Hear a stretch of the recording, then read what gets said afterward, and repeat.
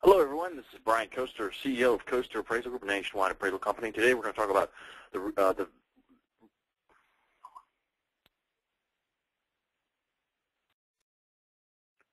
Hello, everyone. Hello, everyone. This is Brian Coester with Coester Appraisal Group. Today, we're calling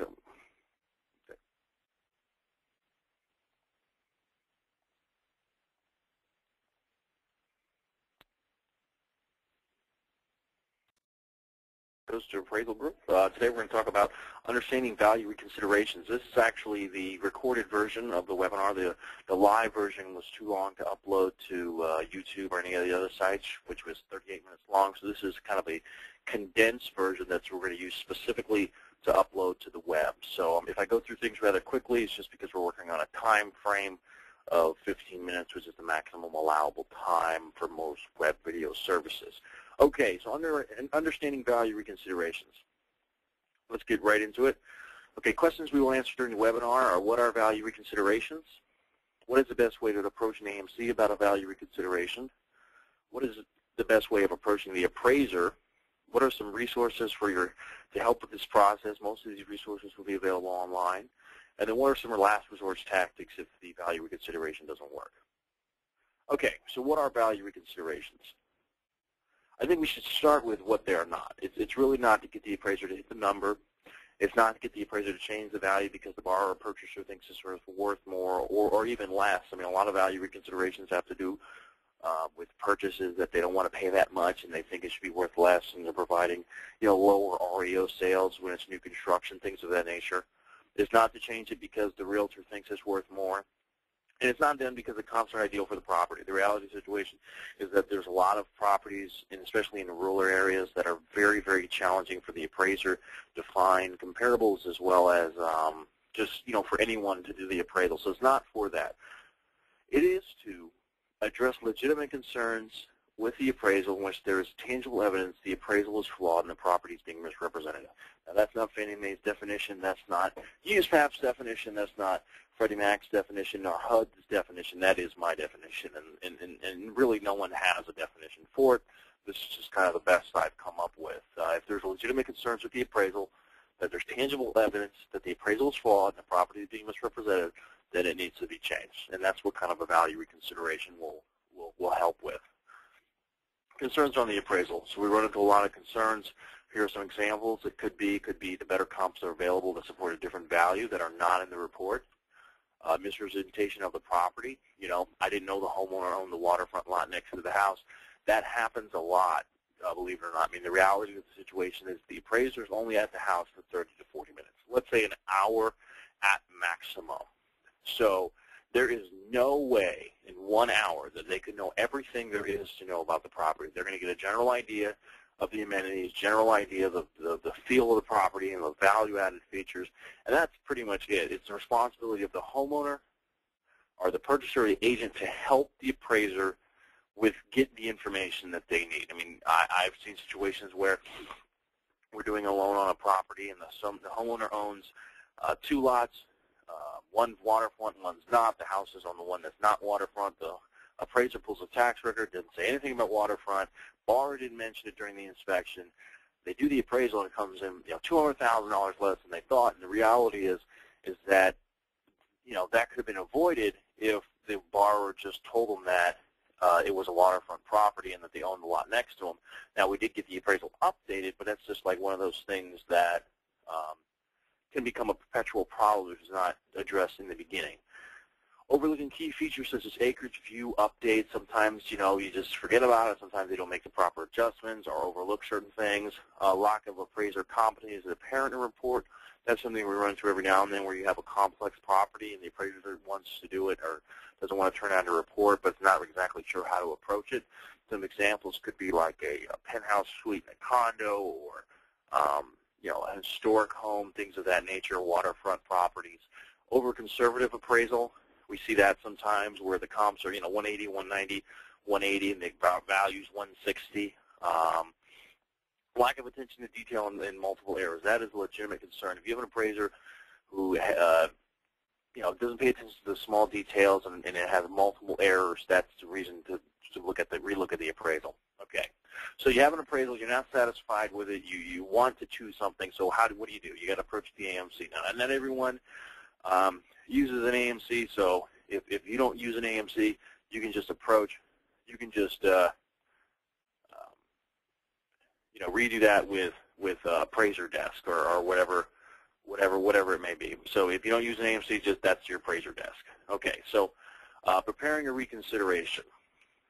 So you got to provide something to the AMC. So if you're going to approach your appraiser desk, if you're going to approach your AMC, you just can't say you want the value change. You have to actually provide some kind of tangible evidence. So the first thing you need to do is provide written concerns as to what needs to be addressed and redone in the appraisal. All right, supply additional information that supports your claim. Okay, call the AMC and explain the concern. Verbal or email is good. I mean, everything's going to eventually have to be in some type of written email, letter format. But calling and explaining is also a good idea. We have a help desk here that will help you with certain situations, and submit the information to the AMC via their method. It's very important to go through their method, reading. If they have a specific process or a specific way, understanding that and using that is very important. Okay, understanding your AMC's process. Each AMC has its own way of approaching value reconsiderations. Understanding your AMC's process is vital to the success of the value reconsideration. Different processes we have seen go directly to the appraiser right away with no help, meaning you send me what you think I should get in front of the appraiser. I'll make sure it doesn't say anything bad, and I'm sending it to them right away. Okay, other ones is having the information reviewed and then submitted to the appraiser. So you send me what you want me to go to the appraiser about. I'll review it, overlook it, make sure it's right, and then send it back to the appraiser. The other one is the AMC helps provide information. So not only will we look at it, review, but we're going to actually help you and see if we can make something happen. I mean, the reality of the situation is that you're our client. You're also the appraiser's client to a certain extent, and we want to make sure that, you know, we give everyone a fair opportunity and a fair chance to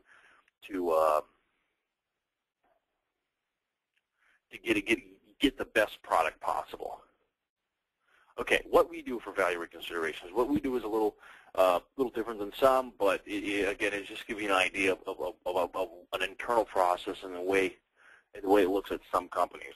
Upon receipt, it gets sent to one of our review appraisers. We might go back to you and ask for additional information, but sometimes we'll just go right to the appraiser. A call gets placed with the appraiser, sending the situation, and then they both review the appraisal. So they're going to go over it, look at things. Usually what happens about 99% of the time, the appraiser's in the field, they're not at the office, and you know, they say, well, let me get back to the office and I'll take a look at it and get back to you later tomorrow. I mean, that's like 99.9% of the time. Upon receipt of the update, so we get something back to the appraiser, we'll review it, get back to you, you know, see exactly what we can do, what we can't do, what's realistic, what's not realistic, and then kind of conclude. What we don't want to do is extend these things several days, several weeks. So we just want to either cut the fat, either it's going to work or it's not, and call it a day. Okay, very important to remember. Everything must be facts and tangible based. So when you're submitting these things, you just can't say, okay, we want it to be worth more because we think it's worth more. It has to be, okay, here's why. Maybe the appraisal is a little conservative. Maybe they missed some comps. Maybe they missed some adjustments. Provide as much information about the reason and the rationale for change. It all may come down to comps. The reality is comps by far will be the situation where that'll support the change. Without comps, we're just kind of, you know, just talking about the adjustments, and then we're really just nickel and diming it. Always communicate the outcome needed, meaning if you need an additional $5,000 to make the deal work, you need to say that. You just can't say, you know, have the appraiser relook, have the appraiser relook. And then be patient and realistic about things. Generally speaking, they'll take about 24 to 48 hours. Some will take longer. If it's a weekend and it's a Thursday, you'll probably have it back on Monday. Approaching the appraiser. Okay, touchy issues. As everyone knows, with the regulatory environment, it gets a little touchy going back to the appraiser. The better appraisers are much more open to feedback and adjustments. However, if the appraisers aren't approached correctly, you can offend the appraiser and really get nowhere. It's always better to work through somebody like Coester Appraisal because if you will be able to provide them a fresh perspective from an appraiser's point of view, and then also when we go back to them, it'll be a much better idea of exactly what is needed, what's realistic. I mean, from an appraiser's perspective and from a loan officer or underwriter's perspective are two totally different things. Facts-based and reasonableness, there's a certain amount of reasonableness that's expected on all appraisals. No appraisal is exactly right. Because of that, the reasonableness and the value considerations is something that we can really do. Getting the facts in front of the appraiser with a touch of reasonableness and rationale is the best win-win solution. Just say, look, I'm trying to be reasonable here. I understand it's not worth $300,000, but the borrower thinks this. Here's the additional costs. Is it worth $280? From $275 or from $270? Examples what not to do. These are actually emails that we have received, so this is a good idea what not to do. Again, this is going to get you nowhere. So if something like this, all of these kind of situations, there's nothing we can't go back to the appraiser with this information. Here's a good examples of what to do. All of these are perfect examples of exactly what is tangible. We have tangible evidence to go back. We have supporting documentation. We have reasonableness. We have rationale. Online resources. The reality situation is they're going to have to provide some resources, free resources, as everyone knows, like the Zillows and the county tax records. Some fee resources which some people don't know about, collateral DNA, MLS, AVMs. We provide collateral DNA access free to our clients. So if you don't have that, you can email me and get that information. What if it doesn't work? So if it doesn't work, options for an unsuccessful rebuttal. Have another appraiser look at the report, order a desk review. Here's really just some options. Another appraiser looking at the report is probably the best option. The reality of the situation is if two appraisers agree on a value, you're probably got no chance of getting it changed. Back when FHA was requiring two appraisals, I know a lot of underwriters were just saying, okay, well, two appraisers agree the value. Who am I to say that the value is different? I mean, the reality is if you have a full 1004 and a desk review done and they both come in at the same value, there's really not a huge, rebuttal that you can be taking place. Order a new appraisal. I know here at Coester we will pay for the appraisal if it's 10% or more differential. Okay, here's some information about Coester Appraisal, nationwide appraisal management company. We're 100% guarantee on all valuations. We offer custom appraisal management. You can go to our website, coesterappraisals.com, which is listed on the bottom left, or some other reverse mortgage specialists, as well as our Value Safe appraisal program. And our next session will be Understanding Desktop Appraisals on November 2nd, 2010. And you can get our information via our website.